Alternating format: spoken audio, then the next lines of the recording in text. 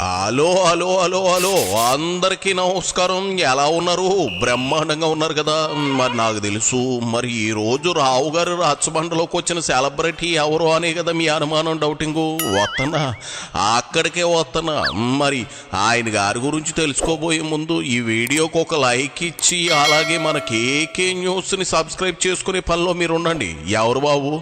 మొత్తానికి 5 ఏళ్ల తర్వాత అధికార అహంకారం అనే మత్తు దిగాక జగన్ రెడ్డి జనమ్మదికి వచ్చాడు. అప్పటి వరకు పరదాల మాటను తాడేపల్లి ప్యాలెస్ లో దాక్కున్న ఈ వీరుడు ఇప్పుడు వరదల్లో బాబు గారు అర్ధరాత్రి దాటినా తిరిగారని తెలుసుకుని బురద రాజకీయం చేసేందుకు వరద ప్రభావిత ప్రాంతాలకు విచ్చేశాడు. ప్రకృతి ప్రకోపానికి విజయవాడ మునిగిపోయింది. జనం నిరాశ్రయులయ్యారు. అయితే వరద బాధితులకు సాయం చేయాల్సిన ఓ పార్టీ అధ్యక్షుడు ఈ సమయంలో కూడా రాజకీయాలు చేయడం సిగ్గుసేటని జనం నోళ్లు నొక్కుంటా ఉన్నారు. గత 5 ఏళ్లలో ఎప్పుడు మీడియా ముఖం చూడని జగన్ రెడ్డి ఇప్పుడు శవం కనిపిస్తే చాలు మీడియా గొట్టాల ముందుకు ఎగేసుకుని వచ్చేస్తున్నాడు. ఇదిగో జగన్ రెడ్డి, ఇంకా ఆలస్యం ఎందుకయ్యా, మొదలెట్టు నీ డ్రామాలు. 2 రోజుల పాటు కనీసం తిండి కూడా లేని పరిస్థితుల నుంచి నడుచుకుంటూ వాళ్ళంతా కూడా బయటకు వస్తా ఉన్నారు. ఓట్లు ఏమైనా ఏనంటే చాలని ఓట్లు, ఆ ఓట్లు కూడా ఎక్కించుకునే పరిస్థితులు, సందుల్లోకి బొందుల్లోకి పోని పరిస్థితి. ఓట్లలో వచ్చే వాళ్ళ సంఖ్య ఎంతమంది ఉన్నారు, నడుచుకుంటూ వచ్చే వాళ్ళ సంఖ్య ఎంతమంది ఉన్నారు ఒక్కసారి గమనించండి. ఈ లోతు దాకా నీళ్లుండి నడుచుకొని వస్తా ఉన్నారు. వచ్చిన వాళ్ళు కనీసము ఇక్కడికి వచ్చిన తర్వాత ఎక్కడికి పోవాలన్నా కూడా తెలియదు. ఇక్కడికి వచ్చిన వాళ్ళకు కనీసం రిలీఫ్ క్యాంపులు కూడా లేవు. రిలీఫ్ క్యాంపులకు వీళ్ళని తీసుకుని వెళ్లే కార్యక్రమము లేదు, వీళ్ళకి చెప్పింది లేదు, చేసేది లేదు. రిలీఫ్ క్యాంపులు కూడా లేకుండా ఇక్కడికి వచ్చిన వాళ్ళు ఎక్కడికి పోవాలో తెలియక వాళ్ళ బంధువుల ఇళ్ళకి పోతా ఉన్నారు. ఇదిగో జగన్ రెడ్డి, మాట్లాడితే మీనింగ్ ఉండాలి. బంధువుల ఇళ్లకు పోయేలా రోడ్లు ఉంటే ఇంక ఇబ్బంది ఏముంది చెప్పు. అసలు కాలనీలు అష్టదిగ్బంధనం అయ్యి వరద నీటితో అతలాకుతలం అయిపోతే చుట్టాలు ఇంటికి వెళ్తున్నారంటావేంది?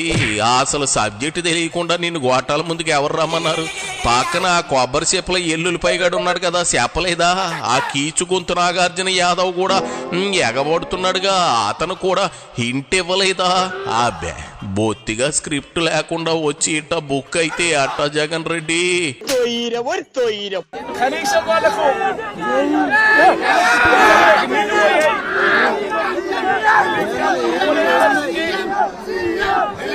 పెట్టని పరిస్థితి. కనీసం ఎవరికైనా సహాయం చేశారా, కనీసం కాస్త డబ్బులు ఇచ్చారా అంటే ఒక్కరికి కూడా ఒక దమ్మిడి పైసా కూడా ఇవ్వలేదు. కనీసం దమ్మిడి రూపాయి కూడా డబ్బు ఇవ్వలేదు. నిజంగా ఇంత దారుణంగా ఉన్న పరిస్థితులు బహుశా ఎప్పుడూ కూడా చూసే ఉంటాం. ఆశ్చర్యం కలిగించే విషయం ఏమిటి తెలుసా?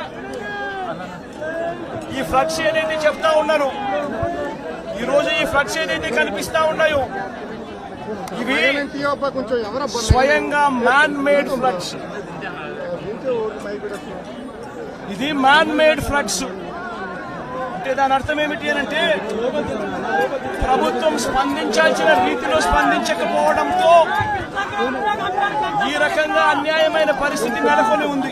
ఏందేంది, ఒక్కసారి ఆ శివరాఖరి ముక్కకు ముందు ఏదో అన్నావు మ్యాన్ మేడ్ అని, అది ఒక్కసారి మళ్ళీ చెప్పవా నా కోసం ప్లీజ్? ఇవి స్వయంగా మ్యాన్ మేడ్ ఫ్లడ్స్. ఇది మ్యాన్ మేడ్ ఫ్లడ్స్ అంటే దాని అర్థం ఏమిటి అని అంటే, ప్రభుత్వం స్పందించాల్సిన రీతిలో స్పందించకపోవడంతో ఈ రకంగా అన్యాయమైన పరిస్థితి నెలకొని ఉంది. మ్యాన్ మేడ్ ప్లస్ ఏంటి జగనా? మతిగాని పోయిందా ఏంది? అది ఏమైనా చపాతీనా, పూరీనా, లేదంటే పరోటానా? మనిషిని చేసి వడ్డించడానికి మ్యాన్ మేడ్ కాదు, నేచర్ మేడ్ లేదా గాడ్ మేడ్ అనాలి. ఇప్పుడు ఆ వరదలు చంద్రబాబు పవన్ కళ్యాణ్ కలిసి వండి వార్చారంటావా ఏటి కొంపదీసి? ప్రకృతి విలయ తాండవానికి ఎవ్వరం చేసేది ఏమీ లేదు.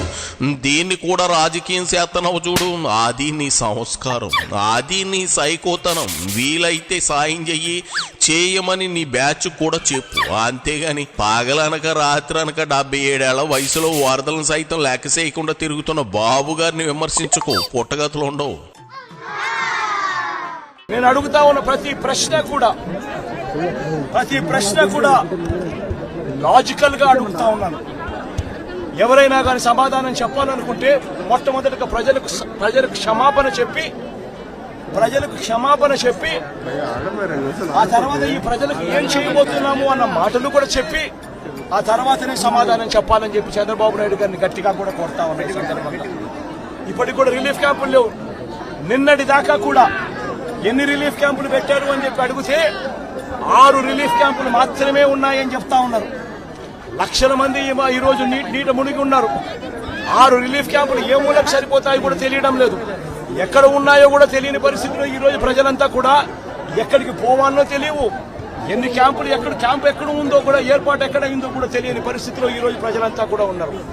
ఇంతటి దారుణమైన మేనేజ్మెంట్ బహుశా ఏ ముఖ్యమంత్రి ఎప్పుడు కూడా, బహుశా ఏ హయాంలో కూడా ఎప్పుడు జరిగి ఉండదు.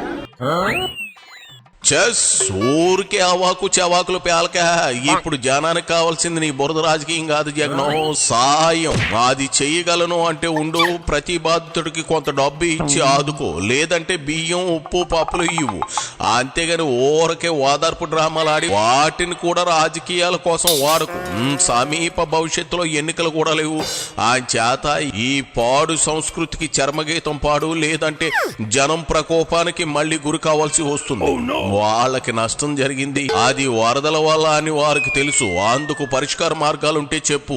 ఊరకే గుడ్డగాల్చి ఆ అధికార పక్షం మీద వేయకు. మీ గుడ్డలే అంటుకుపోగలవు, జాగ్రత్త. అయినా నువ్వు సీఎంగా ఉన్నప్పుడు ఎన్నిసార్లు వరదలు వచ్చాయో గుర్తులేదా? నువ్వు హెలికాప్టర్లో తిరిగి ఏరియల్ సర్వేలు చేసేవే గాని వరద ప్రాంతాలకు వచ్చిన పాపాను పోలేదు కదా. ఎందుకు వచ్చిన యాదవ నాటకాలు చెప్పి ఇప్పుడు ప్రభుత్వం అనేది స్పందించాలి. అది మోస్ట్ ఇంపార్టెంట్. ప్రభుత్వం అనేది పలికితే జగన్ ప్రభుత్వంలో కూడా ప్రభుత్వం ఉండేది. కానీ జగన్ ప్రభుత్వంలో ఏ ఒక్కరూ కూడా ఎప్పుడూ కూడా డిస్సాటిస్ఫైడ్ గా ఎప్పుడూ లేరు. ఎందుకు లేరు అని అంటే కారణం, జగన్ ప్రభుత్వంలో ఒక వాలంటీర్ వ్యవస్థ ఉండేది. జగన్ ప్రభుత్వంలో ఒక సచివాలయ వ్యవస్థ ఉండేది. ఈ వాలంటీర్ల వ్యవస్థ, ఈ సచివాలయాల వ్యవస్థ గ్రామ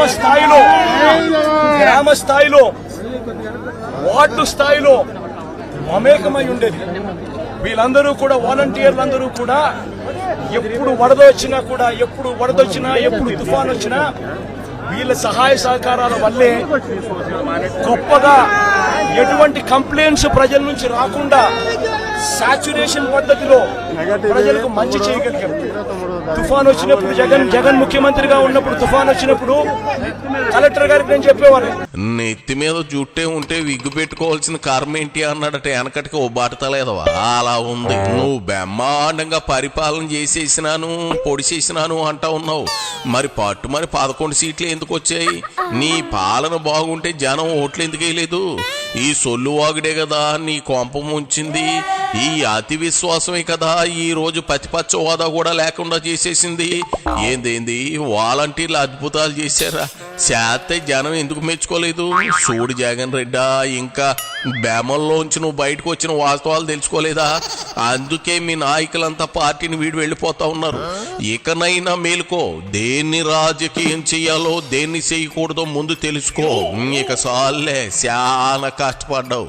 బెంగళూరు ప్యాలెస్కి వెళ్ళి రెస్ట్ తీసుకోపోవయ్యా.